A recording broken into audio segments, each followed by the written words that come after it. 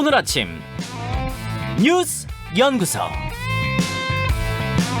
오늘 아침 뉴스의 맥을 짚어드리는 시간 뉴스 연구소. 오늘 국민의힘 역선택 논란에 관한 릴레이 인터뷰가 좀 길게 뒤에 준비가 돼 있어서요. 오늘은 뉴스톡 김준일 대표와만 함께합니다. 어서 오십시오. 예, 안녕하세요. 속보가 들어왔어요. 예.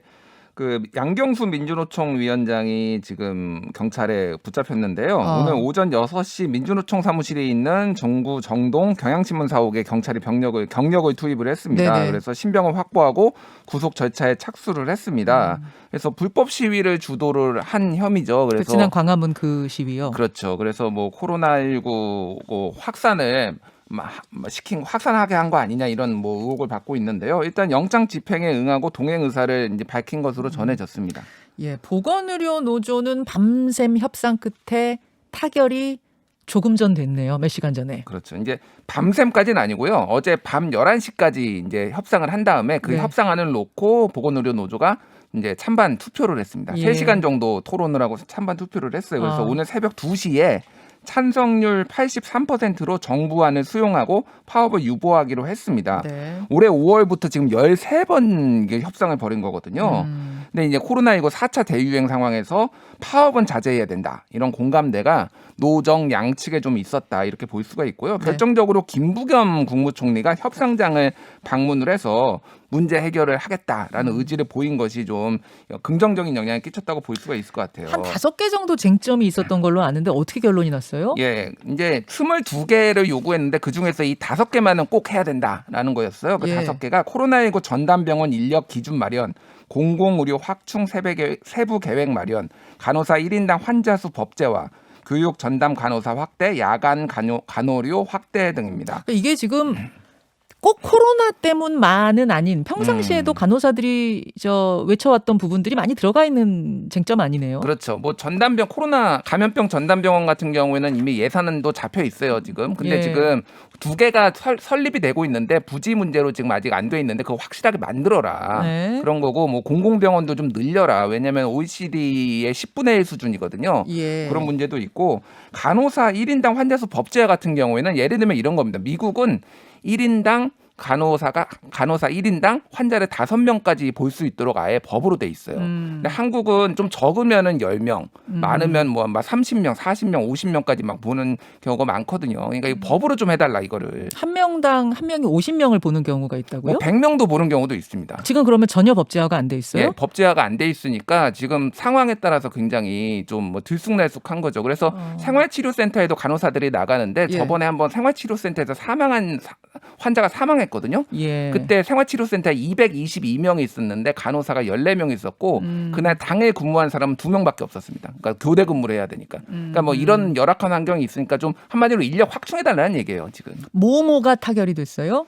예, 뭐 방금 말씀드린 것들이 대부분 이제 받아들여진 건데 이게 순차적으로 받아들여진다는 거예요. 왜냐하면은 이게 뭐 당장 할 수 있는 게 있고 시간이 걸리는 게 있잖아요. 그래서 간호사 중증도별 간호사 배치 기준은 9월까지 마련해서 10월에 이제 세부 실행 방안을 마련한다는 거고요.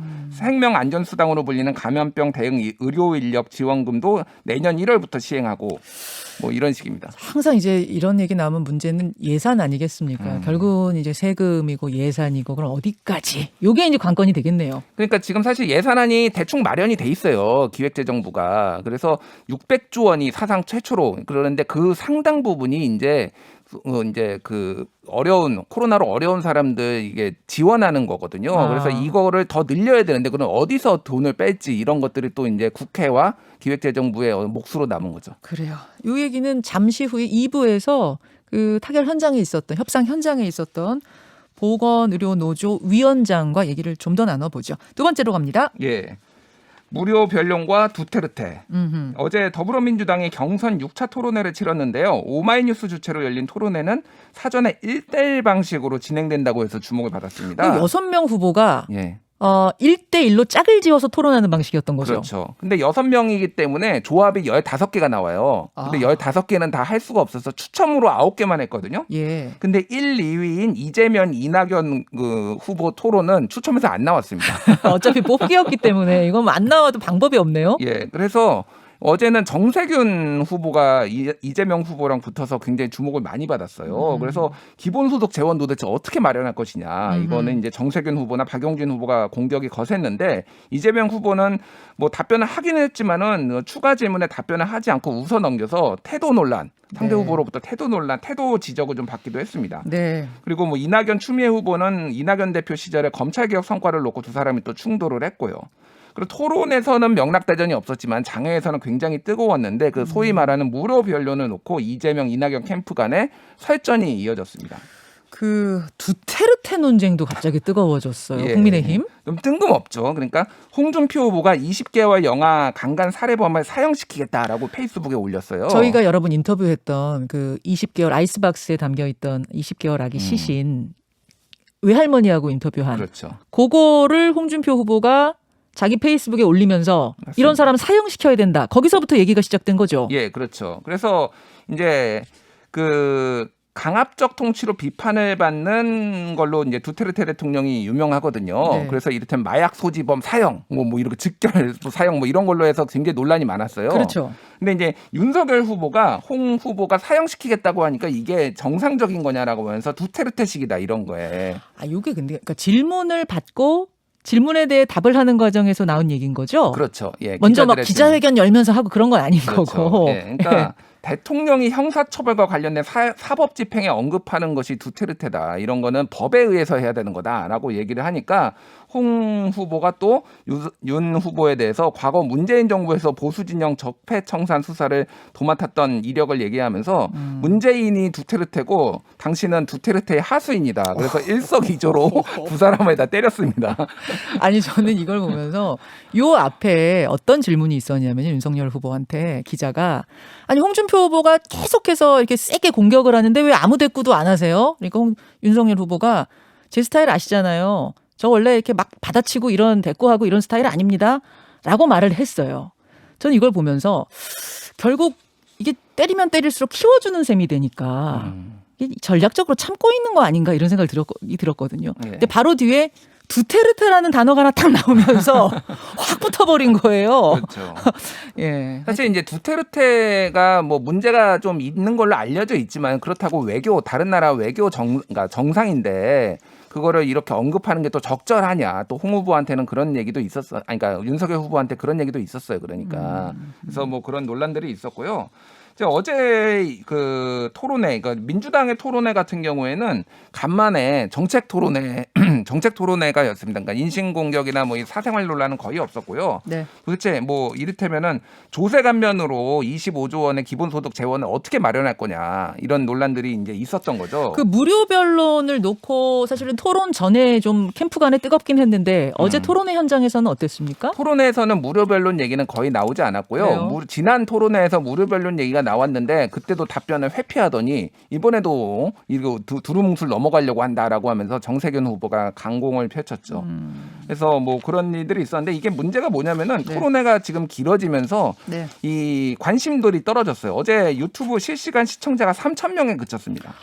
그렇더라고요. 예, 7월 3일에 첫 TV 토론회는 27,000명이었거든요. 예. 관심이 많이 떨어졌다. 예. 그래서 이게 좀 지루하게 이어지고 있으니까 지금 민주당이 좀 고민을 안게 됐다 이렇게 볼 수가 있을 것 같아요. 국민의힘은 9월 15일에 첫 컷오프가 있지 않습니까? 예. 1차 컷오프 앞두고 지금 역선택 방지 조항을 넣느냐 마느냐 거의 사생결단식 지금 논쟁에 들어갔거든요. 그렇죠. 오늘 요 얘기는 잠시 후에 릴레이 인터뷰로 찬성 반대 양측의 이야기 다 듣겠습니다. 여러분 듣고 판단해 보시죠. 세 번째로 갑니다. 예, 유엔의 심각한 우려. 이거 언론중재법 얘기죠. 예, 국회에서 논의 중인 언론중재법 개정안에 대해 유엔 특별보고관이 정보의 자유와 언론 표현의 자유를 심각하게 제한할 수 있다는 우려를 한국 정부에 전달을 했는데요. 이게 지난달 27일에 이제 접수가 된 거를 외교부가 어저께 밝힌 거예요. 그래요? 예. 그래서 이제 홈페이지에 유엔 인권 최고 대표 사무소 홈페이지에 이제 서한이 공개가 돼 있습니다, 현재. 자 여기서요. 근데 유엔이 우려한다라고 편지를 보낸 것도 이례적인데 그거를 자신들이 편지 내용을 스스로 공개하는 것도 굉장히 이례적이라고 들었어요. 그렇죠. 예. 그러니까, 어떤 내용 담겨 있습니까? 그러니까 표현과 정보의 자유를 제한하는 법은 명료하고 정확해야 하는데 지금 현 개정안은 당국에 과도한 재량권을 부여했다. 그래서 자의적 법 집행으로 이어질 수 있다라는 게 하나였고요. 두 번째는 허위 조작 보도에 대한 규정 문안이 모호해서 공적 인물에 대한 비판, 소수 의견 표현 등을 제한할 가능성이 있다라고 했고요. 세 예. 번째로는 최대 5배까지인 징벌적 손해배상 규모가 균형에 맞지 않다. 완전 불균형이다. 그래서 언론의 자기검열 그리고 사회적 토론에 위축을 불러올 수 있다라고 밝힌 상태입니다. 그래서 정부는 일단 국회 토론 과정을 보고 답변을 하겠다. 아. 답변에 의무가 꼭 있는 건 아니지만 대체로 답변을 해왔거든요. 이런 게 있으면은. 그 7월 27일에 온 편지인데 우리는 이제 알게 된 거잖아요. 8월 27일. 아, 8월 27일. 예. 그러면은 결국은 이게 이제 영향을 줬다고 봐야 될까요? 청와대가 나서서 중재하게 된 적극적으로 나서게 된 것에 이 유엔의 편지도 영향을 줬다고 봐야 되는 영향을 줬다고 건가요? 봐야죠. 왜냐하면 그 이후에 지금 국회 상까지 이어졌으니까 이거를 받아보고 지금 언론 보도에 따르면 문재인 대통령이 강하게 이거에 대해서 우려를 표명을 하면서 청와대가 개입을 한 걸로 지금 알려져 있거든요. 예. 그러니까 지금 문재인 대통령도 이런 국제사회의 어떤 눈길 의식 이런 거를 의식할 수밖에 없는 거고 사실 유엔이 우리나라의 이제 특별 보고관이 종종 권유나 이런 질문을 했는데 대부분 북한과 관련된 거였어요. 북한 인권. 예를 들면 대북전단 금지법 네. 이것이 좀 우려가 된다라든지 그런데 이렇게 한국의 인권에 대해서 한 거는 이명박 정부 때 그런 일이 있었고 굉장히 오랜만이다. 그 정도로 그러니까 굉장히 좀 어쨌든 공식 기구잖아요. 유엔 공식 기구. 그렇죠. 그러니까 국제사회가 이거를 좀 주목할 가능성이 높아졌다고 봐야죠. 청와대도 신경이 쓰였을 거다. 예. 이런 내막이 있었던 거 아니냐 얘기가 나오고 있고 8인 협의체가 꾸려진 건 여러분 알고 계시죠? 한 달 동안의 협의 과정을 지켜봐야 될 것 같습니다. 이 얘기는 2부에서 조금 더 다루도록 하죠. 수고하셨습니다. 감사합니다. 김현정의 뉴스쇼는 청취자 여러분의 참여로 이루어집니다. 트위터, 페이스북, 레인보우 게시판, 그리고 단문 50원, 장문 100원의 유료 문자 샵 1212, 우물정 1212 통해 참여하실 수 있습니다. 김현정의 뉴스쇼, 여러분과 함께 만듭니다.